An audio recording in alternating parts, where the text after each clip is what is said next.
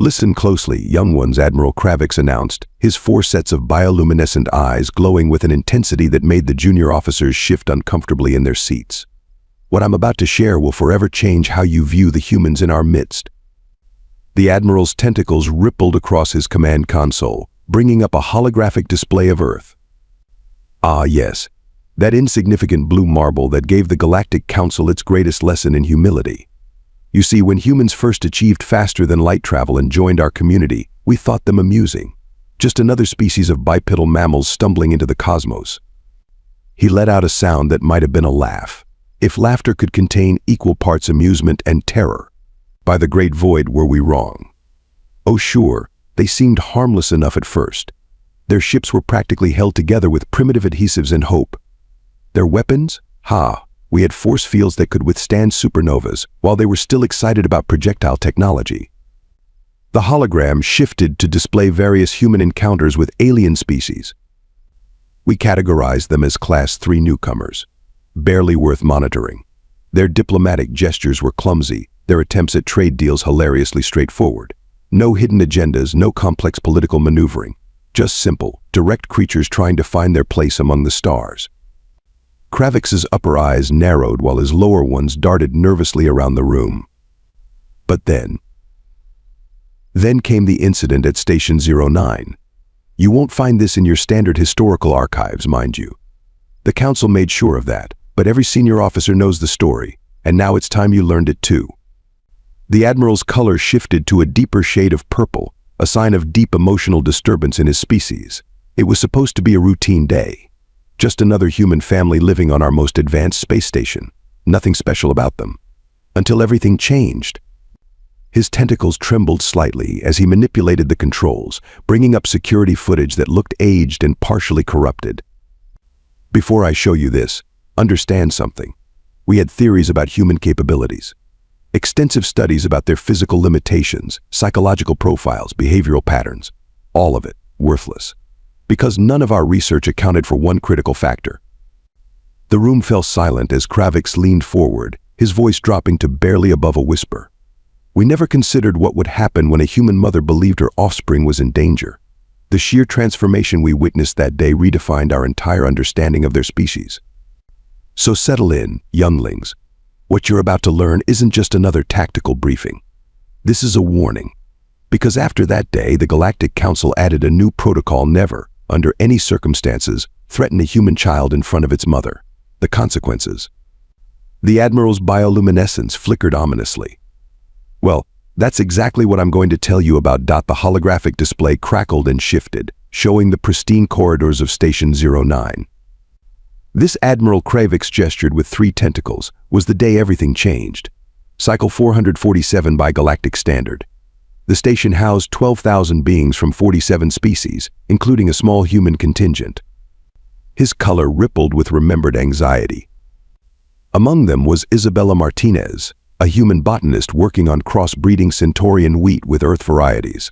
Nothing remarkable about her personnel file: standard physical parameters, above-average intelligence, and 1 offspring.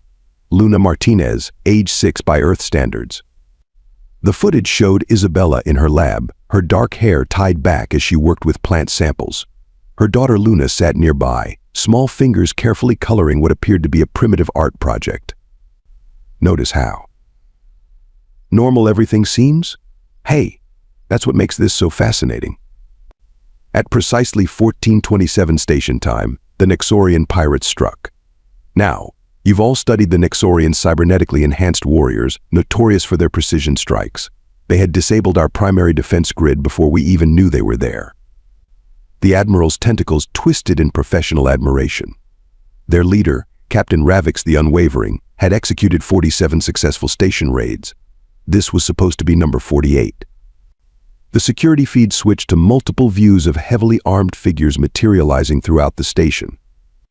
They breached at 17 points simultaneously. The station's security forces were overwhelmed within minutes.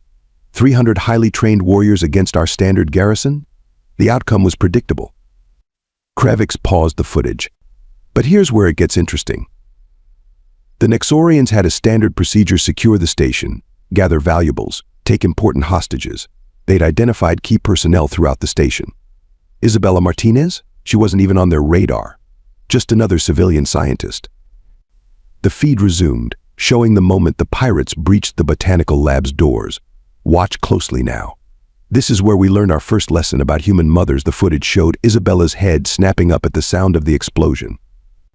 In one fluid motion, she swept Luna behind her. See that expression? Our facial recognition systems categorized it as mild concern. Hey. We had no idea we were watching a transformation. The Admiral's bioluminescence pulsed rapidly. The Nexorian commander made what he thought was a reasonable demand, everyone on their knees, hands visible. Standard procedure. The hologram zoomed in on Isabella's face. Look at her eyes. Really look. In that moment, when the pirate's plasma rifle swung too close to Luna, something changed. Our bioscanners recorded a 312% spike in adrenaline production. Heart rate doubled. Muscle tension increased exponentially. But most fascinating was her voice. Kravix played the audio. Isabella's words came out calm, almost sweet. You really don't want to do this. The Admiral's color shifted to what his species used to indicate dark humor. The Nexorians thought it was fear. Compliance. Even our own security analysts watching the feed categorized it as a standard civilian stress response. Nobody recognized it for what it was, a warning. The pirate commander, poor fool, he laughed. Actually laughed. Then he made the mistake that would rewrite our understanding of humans. He grabbed Luna's arm. Kravix paused the feed again. In that split second, every assumption we had about human capabilities was shattered. You see, we had classified humans as mid-level threats in combat. Their strength was unimpressive compared to many species. Their reflexes, moderate at best. But in that moment, watching Isabella Martinez's response, we learned that everything we knew about human limitations only applied to, well, let's call them normal circumstances.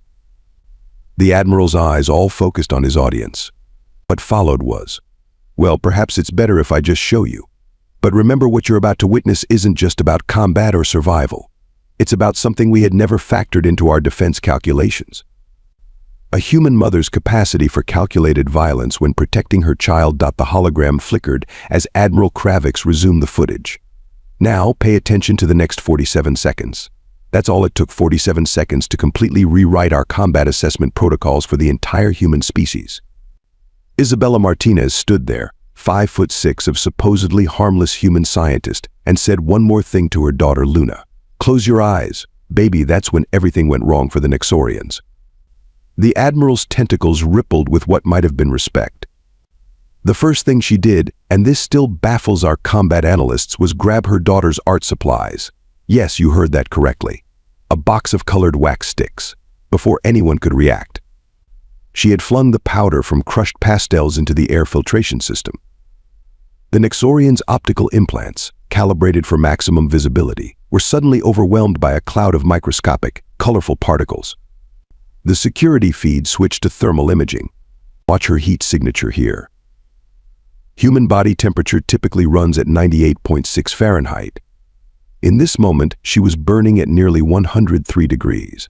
The surge of adrenaline, cortisol, and another hormone we'd never monitored before, something humans call mom strength, literally changed her biochemistry.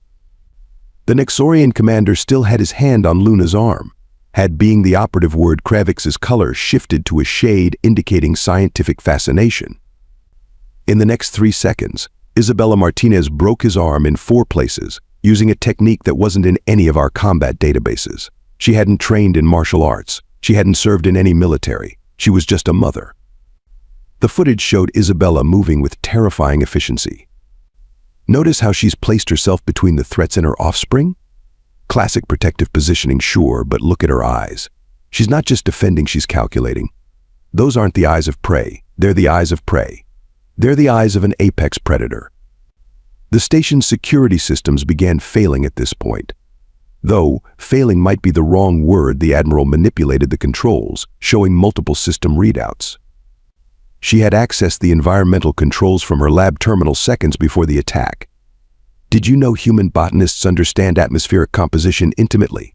She dropped the oxygen levels in the corridor to precisely the point where the Nexorian cybernetic enhancements would start to malfunction, but humans could still function. The hologram displayed the corridor filling with a thin mist. That's not steam, by the way. That's aerosolized fertilizer components. Completely harmless to organic tissue, but absolutely devastating to the Nexorians' enhanced optical systems. She turned their own advantages against them. In the next 30 seconds, she disabled 7 armed warriors, using nothing but lab equipment, and what we later learned was basic knowledge of human anatomy.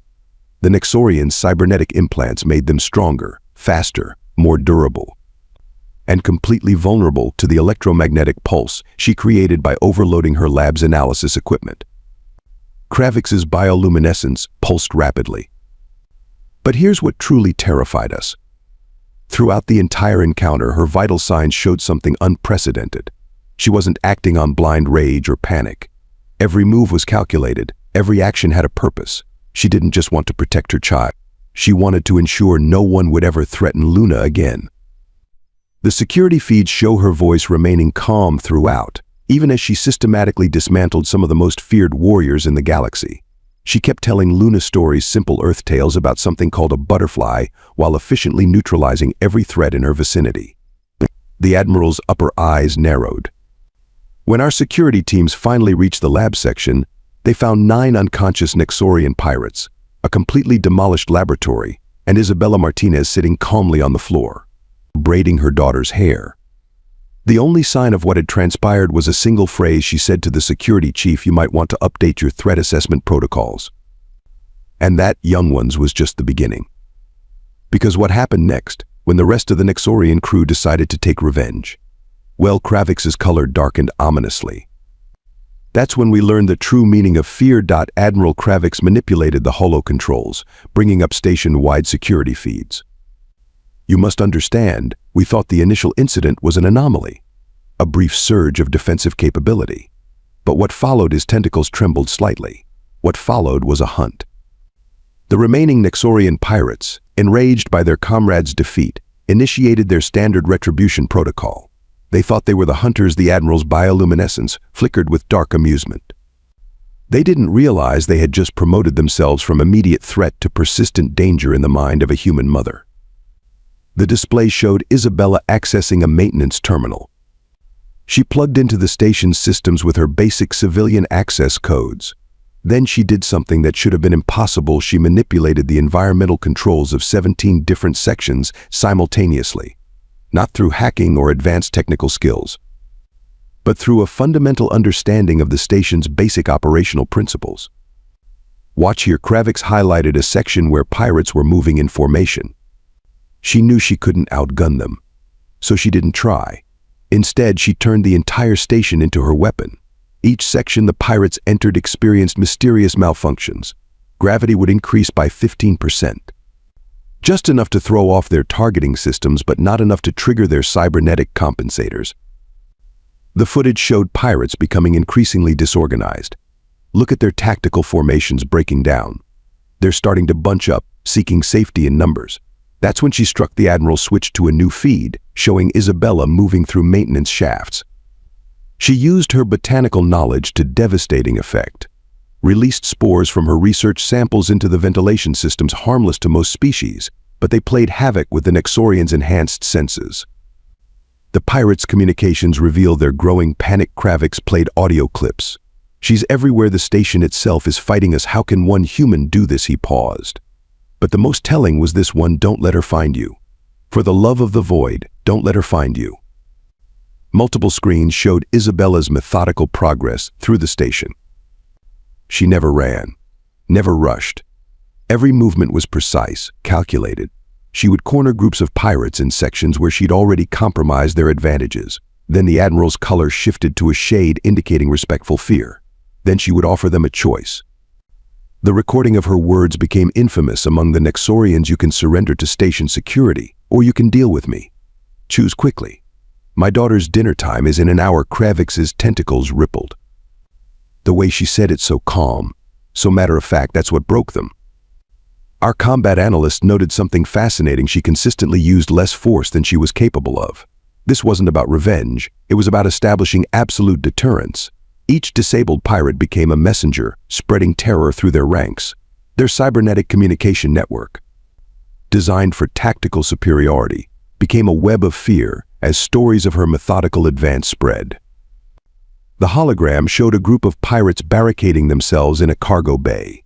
By this point, they had abandoned all pretense of their mission. Their only goal was survival, but she had already calculated for that response. Kravix highlighted Isabella's position in a maintenance shaft above them. She used their own tactics against them. Just as they had initially surprised the station, she now orchestrated her attacks to maximize psychological impact. Observe this moment. The Admiral froze the frame.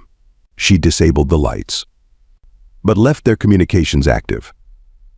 Then she began reciting what we later learned was a human children's story, Little Red Riding Hood. The psychological effect was devastating. The pirate's vital signs show elevated stress levels just from hearing her voice echo through the darkness. Kravix's eyes all focused intently on his audience. The most terrifying part? She maintained communication with her daughter throughout the entire operation. Between neutralizing pirates and sabotaging their equipment, she was coordinating with station security to ensure Luna was being properly cared for, even specifying her daughter's preferred snacks. But the true crescendo of this symphony of terror was yet to come, because the pirate leader, in his desperation, was about to make a fatal mistake. The Admiral's tendrils danced across the controls, bringing up footage of the station's main control hub. Commander Vex, until this day, held the record for most successful raids in the Outer Rim. A tactical genius, they said.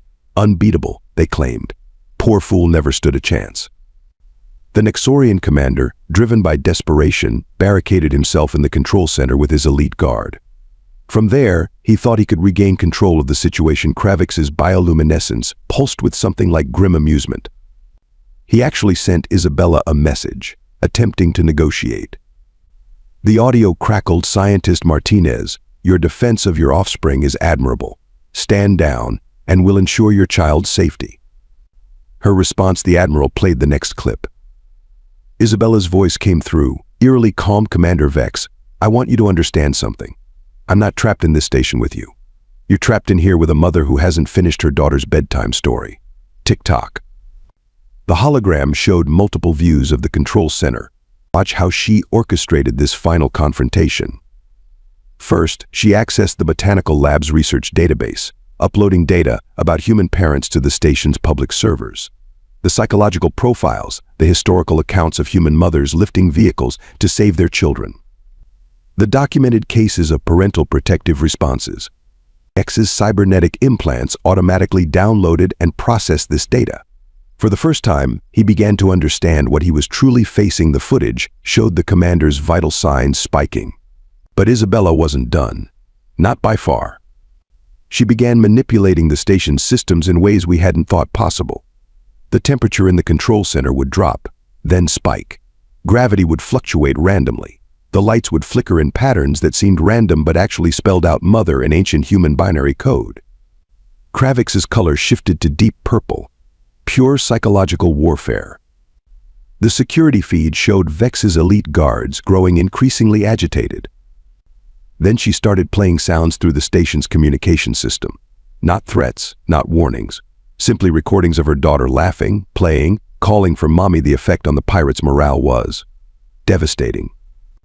But the true masterpiece of her strategy came next. The Admiral highlighted a section of the environmental controls.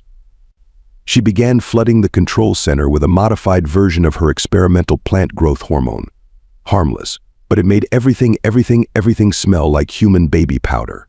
A scent that, thanks to her uploaded data, the pirates now associated with human maternal care. The footage showed Vex's elite guard breaking formation, their cybernetic implants overwhelmed by the sensory assault. One by one, they surrendered, not to station security, not to their commander, but to a single human mother who had turned their own psychological warfare tactics against them. Finally, only Vex remained, and that's when Isabella spoke again, her voice echoing through every speaker in the control center. My daughter has a dance recital next week. She's been practicing for months. If I miss it because of you, Commander Vex, there won't be a system in this galaxy where you can hide. Kravix's tentacles rippled with remembered awe. The feared Nexorian commander, veteran of 100 battles, surrendered 5 minutes later. When security forces entered the control center, they found him sitting quietly in a corner, his cybernetic systems voluntarily powered down. The official report noted his only statement upon arrest: update the threat assessment protocols. Classification extreme. Threat multiplier infinite when offspring are involved. Additional notes: never, ever threaten a human child in front of their mother. The Admiral's eyes all focused on his audience. That day changed everything we thought we knew about humans. We had classified them based on their technology, their physical capabilities, their military strength. But we had failed to account for something far more fundamental: the lengths a human mother will go to protect her child. And that, young ones, is why every military handbook in the galaxy now includes this warning: in the event of hostile action, first priority is to identify and avoid any human mothers with children in the vicinity. Second priority, evacuate the sector. Final priority, pray to whatever entities you believe in that you haven't already made a terrible mistake. Kravix adjusted the holo display once more. The actual rescue? That was almost anticlimactic compared to what preceded it, but it perfectly demonstrated why human mothers terrify us to this day. With Vex neutralized, Isabella moved through the station toward the secure area where Luna was being protected. The remaining pirates, those who had missed the earlier encounters, made their final mistake: they tried to slow her down. The Admiral's color shifted to a pale, fearful hue. The station's security feeds caught her expression when she heard Luna call out "Mommy" from behind a sealed blast door. What happened next? He paused the footage. Well, even our most hardened veterans find this difficult to watch. The hologram showed Isabella methodically and efficiently neutralizing the last 3 pirates in her path. No wasted movement, no hesitation, just the perfect combination of improvised weapons and terrifying efficiency. She used a floor-cleaning drone as a projectile weapon, turned a food synthesizer into an improvised sonic disruptor. The pirates' own stun grenades were repurposed with devastating creativity. But here's the moment that truly captures why we fear human mothers. Kravix highlighted a particular sequence. When the last pirate, in desperation, tried to use his cybernetic enhancements to break through the blast door, potentially exposing that section to vacuum, Isabella's response time actually broke our measurement systems. The footage showed her moving with impossible speed, disabling the pirate's cybernetics with a makeshift electromagnetic pulse cobbled together from a medical scanner. The entire sequence took 2.3 seconds. Our combat simulations still can't replicate how she executed that maneuver. When she finally reached Luna, every sensor in that section recorded something remarkable. Her vital signs, which had been operating at peak combat efficiency, instantly returned to normal. The security feed shows her calmly kneeling down, checking her daughter for injuries, and saying, "And this is my favorite part, sorry I'm late, sweetheart. Mommy had to take care of some things." The Admiral's bioluminescence pulsed softly. The aftermath was substantial. 17 elite Nexorian pirates required extensive cybernetic repairs. The station's systems needed a complete recalibration. 3 different galactic insurance companies revised their policies regarding human parents. But the most significant consequence: Kravix brought up the official Galactic Council amendment. The immediate addition of what we now call the Martinez Protocol. Any situation involving human children automatically triggers a mandatory evacuation of all potential hostile forces. Not because of the children, you understand, but because of what follows if their mothers believe them threatened. The hologram showed Isabella and Luna later that same day, calmly eating ice cream in the station's recreation area. The final report noted that Luna's only complaint was that she had missed her favorite cartoon show. Isabella's only comment to investigators: "Next time, schedule your pirate attacks around my daughter's nap time. It'll be easier for everyone." Kravix's eyes all focused intently on his audience. And that, young ones, is why the most feared words in our galaxy are now "my child is in there." Admiral Kravix's bioluminescence dimmed to a contemplative glow. The Galactic Council's emergency session following the incident lasted 14 standard cycles, the longest in our history, all because of one human mother and her daughter. The policy changes were extensive. His tentacles brought up a series of official documents. First, all threat assessment protocols were completely rewritten. The classification "harmless newcomers" was permanently retired. In its place, we created an entirely new category: conditionally apocalyptic species parental subtype. Every space station, every colonial outpost, every trading hub in known space now maintains what we call a Martinez register, a real-time database of all human parents and their offspring in the vicinity. Not to monitor them, you understand, but to monitor everyone else, to ensure no one makes the same mistake as the Nexorians. The Admiral's color shifted to what his species used to indicate profound respect. The most fascinating outcome was the creation of the Maternal Response Study Division. Thousands of our best xenobiologists, trying to understand how a species can simply transcend its physical limitations through sheer protective instinct. Some of the younger races asked why we didn't simply ban humans from our stations after this incident. HFY's tendrils rippled with amusement.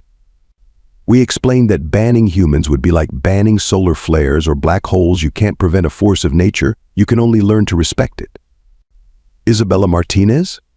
She continued her botanical research, received a commendation from the council, which she only accepted because Luna thought the ceremony would be cool. The Nexorians renamed their combat training protocols after her, though I hear she found that more amusing than flattering.